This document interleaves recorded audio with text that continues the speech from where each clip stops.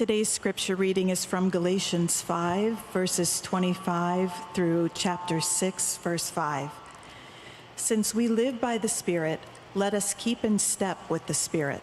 Let us not become conceited, provoking and envying each other. Brothers and sisters, if someone is caught in a sin, you who live by the Spirit should restore that person gently. But watch yourselves, or you also may be tempted. Carry each other's burdens, and in this way you will fulfill the law of Christ. If anyone thinks they are something when they are not, they deceive themselves. Each one should test their own actions. Then they can take pride in themselves alone without comparing themselves to someone else. For each one should carry their own load. Amen.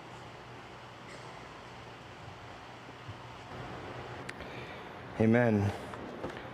We have even two periods there at the end to really show you the end. Good morning, and welcome again to Redeemer Lincoln Square.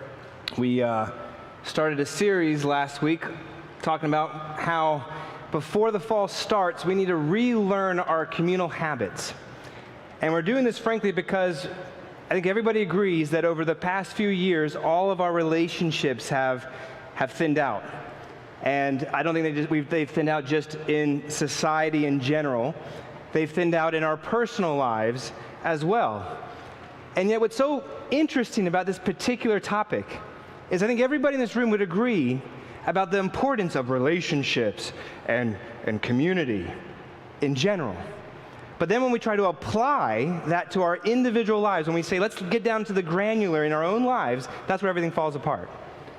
And the reason why is because it's actually easy to do what we're about to do, to talk about community in a general sense, to talk about it in an aspirational sense, to talk about it in a abstraction.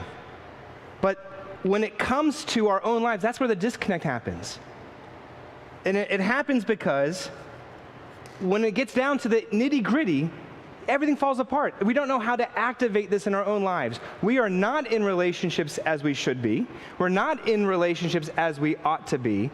And that's why this fuzzy word that everybody likes to talk about in general, community, is safe, but then it's dangerous when we actually start getting down to my life.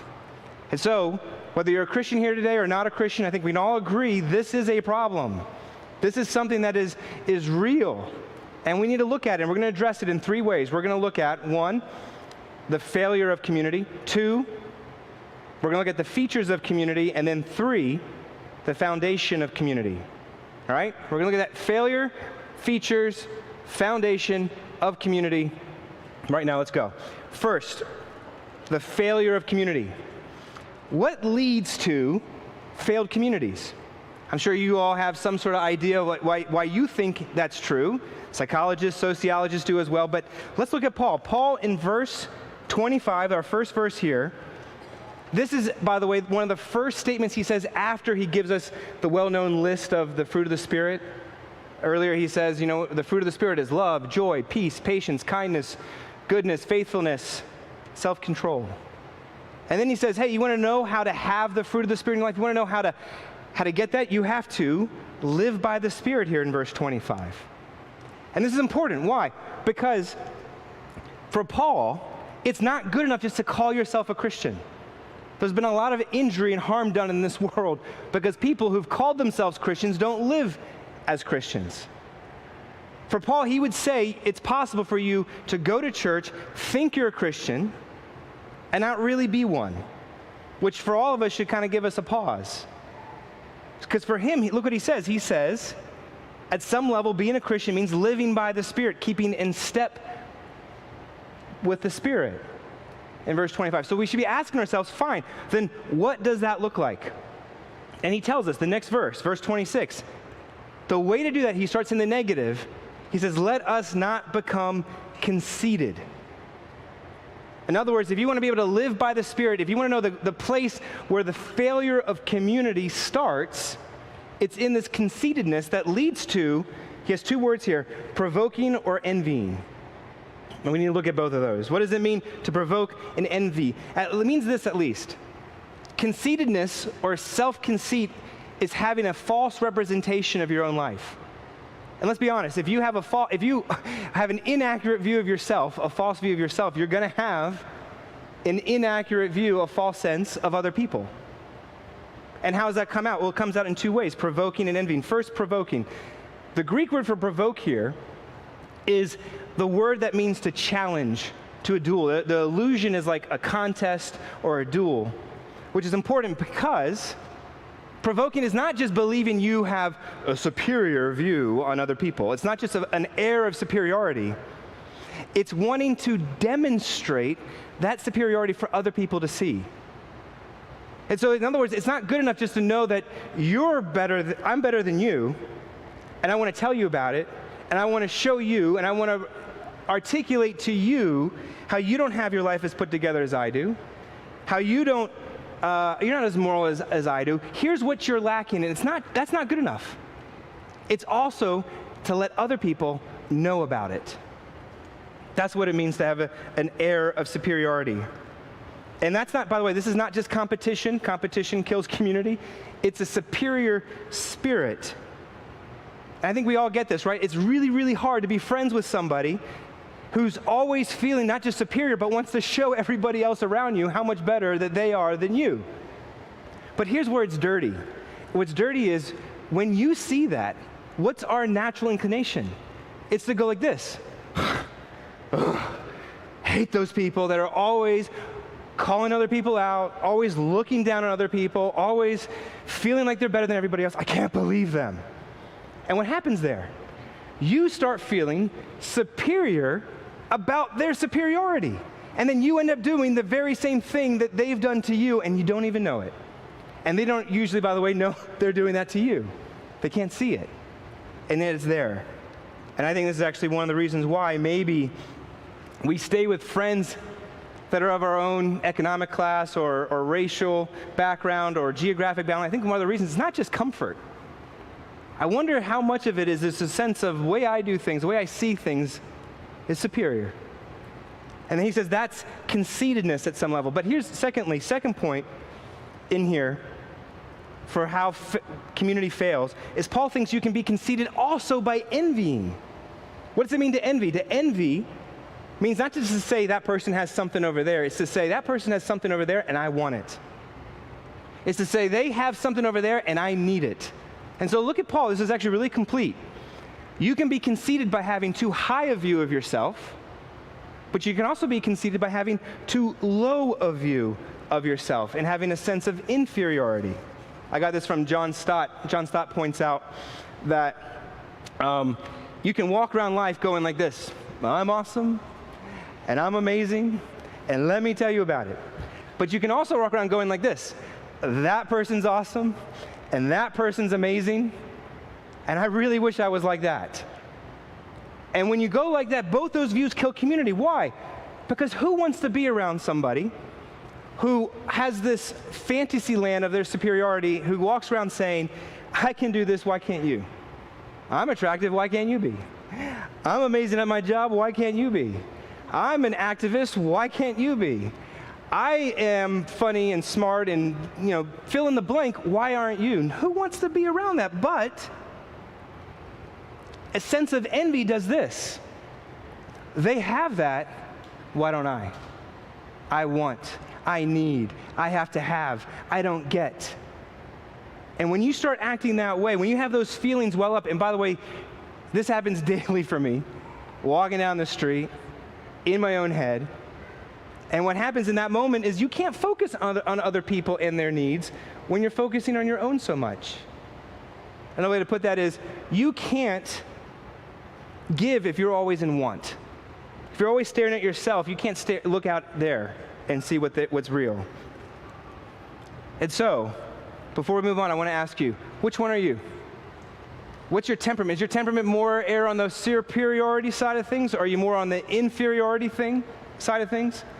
I've been evaluating this week.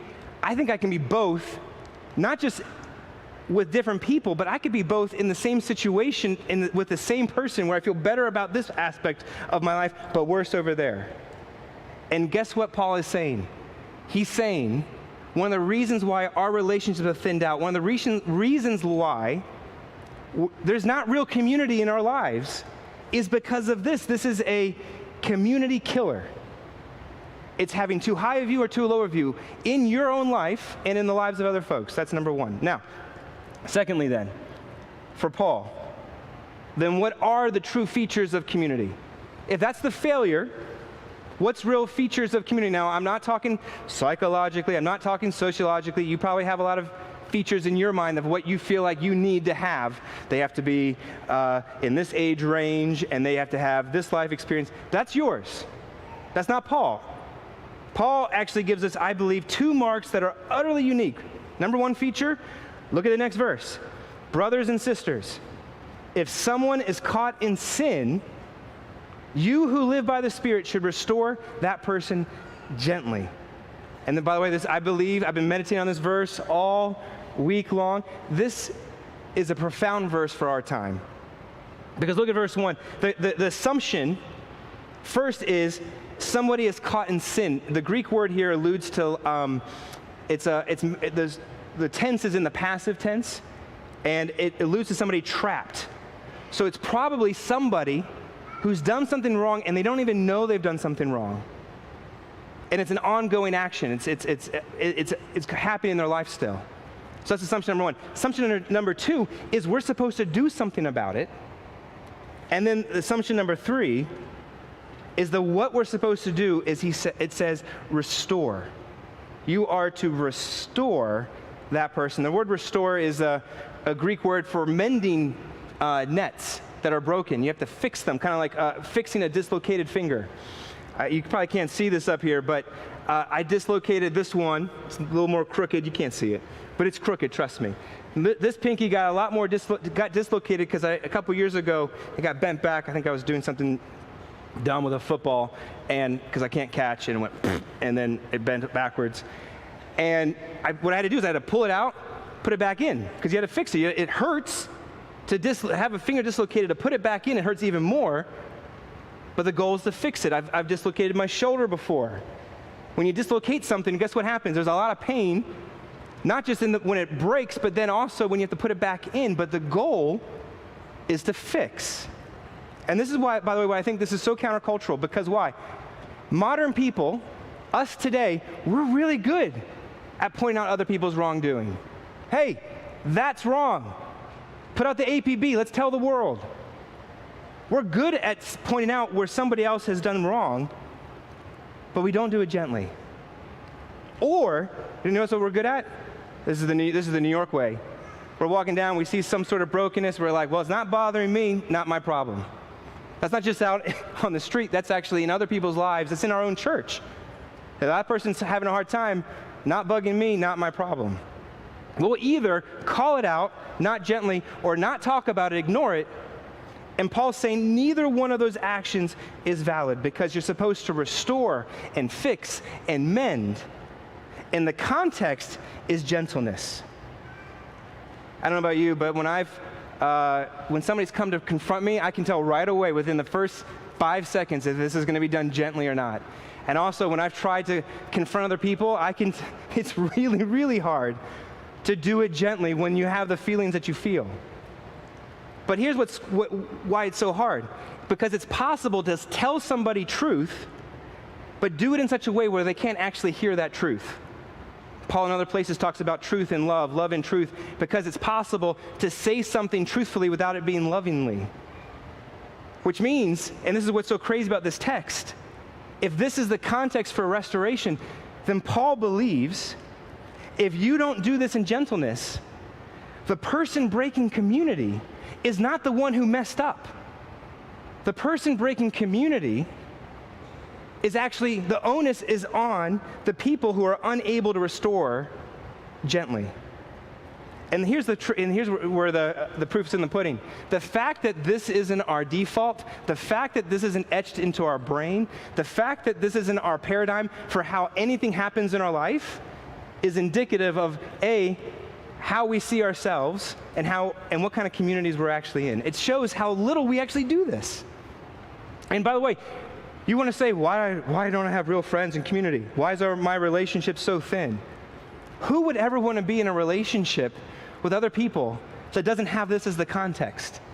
That if you actually ever reveal yourself and show really what's going on, that the knives will come out and you're about to be butchered up. Who would want that? No wonder we're not in this kind of community where we're not going to open up. Of course not. So, and here's a test then for you. Can you, when you go to somebody that needs to be confronted, can you do it in a way where the person can at the end of it hear what you're saying and know at some level that you've come to them in love and kindness and respect and concern for them? Because I would argue if you can't do that, first of all, you probably don't have a deep enough relationship that warrants you to be able to confront them. But two, if that's not how they feel, then you actually haven't done it in a spirit of gentleness. Because it comes in your tone, it comes in your context. And so this is where it's crazy. Real community for Paul doesn't ignore sin, but it also doesn't move out and seek to destroy somebody because of their sin. Instead, Christians, I think what we're supposed to do, if we really believe the fullness of the Bible, that there's a final restoration and redemption of all of creation at the end of time and history, then you and I can have many versions, we can have many tastes of that now, if we actually seek this type of restoration. And we can actually have it when we've restored other people, but then when you've been restored. And so I would argue, in our culture right now, we have a call-out culture. It will win the battle. It will win the popularity contest, and it will lose the war as it leads dead bodies on the sidelines. As we get our community smaller and smaller and smaller, as we divide further and further and further. And Paul is saying that's not the main feature of a Christian community. That is not the assumption. The assumption here is a gentle restoration. And so before we move on, is that your default mode? And let's call that not just on you individually. Let's ask ourselves this in our church. Is this the default mode of our space here? And if it's not, why isn't it? Number one. Number two, the second main feature that is given to us for community, that in this text, is to carry and bear each other's burdens. Now look at the next verse, right? Verse 2, carry each other's burdens. Again, there's assumptions here. Number one, this is in the imperative. This is a Greek word, means this is a command. This is not an option. Maybe if you feel like it, maybe if you have them. So what he's saying is, if we're not doing this, at some level, then you don't actually have real community. You were meant to allow other people to carry your burdens and vice versa. In fact, I would argue one of the biggest problems in our space right now, the reason why we don't have real community is because of this. Either some of you in this room don't feel like you have burdens for other people to carry, which, by the way, kills community because nobody wants somebody who feels like they have it all put together and you don't let anybody in. Or some of you believe that you do have burdens, but you don't feel other people can actually bear them, and or you don't want to bear other people's burdens. Both those views are false. Let me show you how. For those of you who say, I don't really have burdens for other people to bear, the problem there is you're not really being honest with yourself. Because I believe everybody in this room has a broken story at some level. Everybody in this room has a broken family story, broken experiences, hurt when it comes to our temporal, physical, emotional, spiritual, economic, relational aspects. And we have those needs. And we were never meant to carry those on our own. And I believe the sooner that you wake up to yourself and the hurts that you might have been bearing your whole life, because our culture says, just show me the resume, don't show me the bad stuff, just show me the good stuff. The more we bury that, the less community that you can have for Paul. And the sooner we wake up to that, the sooner we can have it there. But secondly, if you feel like you do have burdens and you're weighed down by them, but you don't feel like other people can bear them, or you don't really want to, I know those people over there, I see their burdens, I don't want any of that. The problem with that view is it doesn't realistically understand community. That when Paul says, carry each other's burdens, go into the imagery here. To get close to somebody, here's somebody that's burdened. To get close to some of the burden, you have to be close enough to them to see it, to be around it. And then notice, when you get close enough for them to carry your burden, you're close enough for them to carry yours. See, go back to the text. It says, carry each other's burden. And so what this means then is if we are helping carry each other's burdens, then nobody in this room is being asked to carry anybody's burden solely and exclusively. That we need to realize, sorry, my headset's coming up. We need to realize, and this is, I don't know how we do this because it's hard for us to get outside of our social location. But let me just try to give you a 5-second history reminder. You, for human history, are at the pinnacle of the most individualistic society in all of creation that culture has ever made, which means I can promise you right now, we have no idea how to actually share our burdens. And for the 67% of you that filled out our survey that said you have less than 5 friends here at Redeemer Lincoln Square, this is one of the reasons why. And then go one step further. How the heck are we going to be able to move out and help other people with their burdens outside of this church, in our local community, in the needs of the world, if we can't actually care for them here? That you can't see somebody else's burdens unless we spend time enough to see them. And by the way, this is where, when we're so overly focused on our work or on our life or winning and all that stuff, when we're doing that, there's no way you can get around other people. And so before we move on, are you in spaces where you can bear each other's burden? Our community group system is designed so that at least on a weekly basis, you are put in a space with other people that you probably naturally would not have gone and hung out with them, to hear their burdens and for them to hear yours. That's what we have, but are you in spaces to do this? And if you're saying to yourself, well, that's just beneath me, or I don't have time, or I don't need it, careful. That might be a superiority complex. And if you're saying right now, oh, nobody can handle what I have, and I don't want to really handle what they have, careful. That might be an inferiority complex. Paul says the features of this community is supposed to be a place that restores gently and does it normally, and bears each other's burdens, and it lets people access to them, and vice versa. And my question to you is, are we that? Are you that? Because that's the feature of real community. All right, last point. The foundation of community.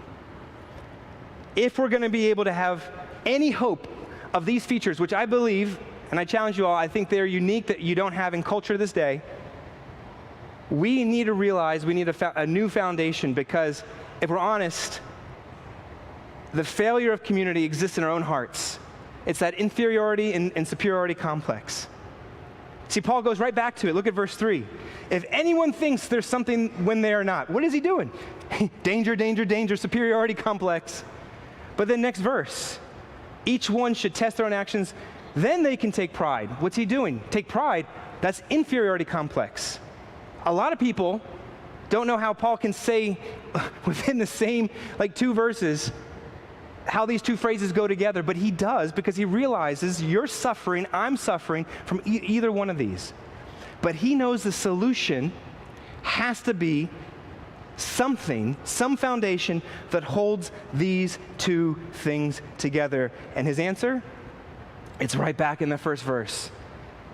It's back with walking with the Spirit, living in the Spirit, being in step with the Spirit.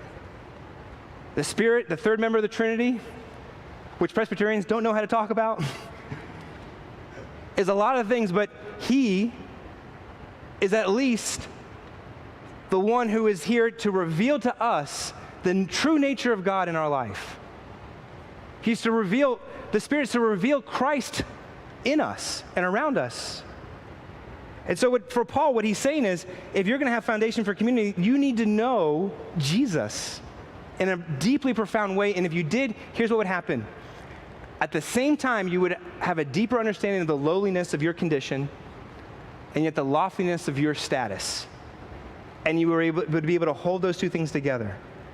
Because on the one hand, I think we've made the case, you and I, we do not care for our neighbors like ourselves. We do not bear each other's burdens. We do not live up to God's moral code. And let's be honest, we don't even live up to our own moral code. That when it talks about brothers and sisters, if somebody's caught in sin, Sin is not just bad things in some sort of like rule book. Biblically, sin is anything that you make too important in your life, more important than God himself. And you can do that with anything and everything. You can do it with your comfort, control, power, approval. And when you elevate that stuff, which we do daily, when we're reminded of those flaws, when we see the brokenness that happens because of it, that brings us down and humbles us. And yet, at the same time, the gospel of Jesus says we are at the same exact moment that we realize that, we are utterly and completely loved and cherished and accepted. Because for Jesus, we are the joy set before him. For Jesus, we were worth it. And so when Jesus shows up and carries our burdens, the burdens that we can't ultimately carry, when he comes and restores you, and by the way, he does it ever so gently, when Jesus brings us back into the family of God, what's happening in that moment is you are being lifted back up into communion with God, which, by the way, you can get no higher status than that. And so if you hear anything else today, if you hear nothing else, hear this. This is not either or. The power of Christianity is that this is a both and, that when at the same time you realize Jesus had to die for me, that kills all your superiority, because you know why? Because there's no way you can look at somebody else out there and say they're the problem when you realize cosmically the God of the universe had to die for me. That kills the superiority, that he had to die for me, and at the same time, he wanted to die for me. That you were worth it for him to die for you. That he treasured you above all other things that he could treasure in the world. That he gave everything up, his status, his power, his approval, everything to come down to love and serve you. And if you did that, that would destroy any sense of inferiority. If you are low, if you're like, I can't get up off the ground, you have to realize that your status with Jesus does not merit that feeling in your life right now. That when you see that, you know what that does? It's a foundation for community. Because you will be able to restore people gently to the degree that you see that your own self has been restored gently. That you will be able to be faithful to other people to the degree that you see that he's been faithful to you. You will be able to bear each other's burdens to the degree that you understand that the real burden of your life has been borne. That's the power of Christianity. And I would argue if you are harsh when we're harsh, when we don't do these things, it's because we don't see who Jesus really is.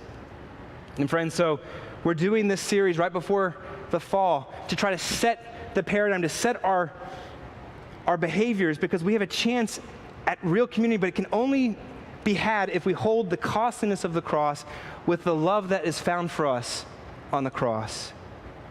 And when we see that, it would kill the normal superiority and inferiority complexes that we live by. Because, friends, for me, I live that way because I feel good when I'm more attractive. I don't feel good when I'm less attractive. I feel good when I'm doing good at my job. I'm feeling bad when I'm not doing good at my job. When you live on that process, it kills community.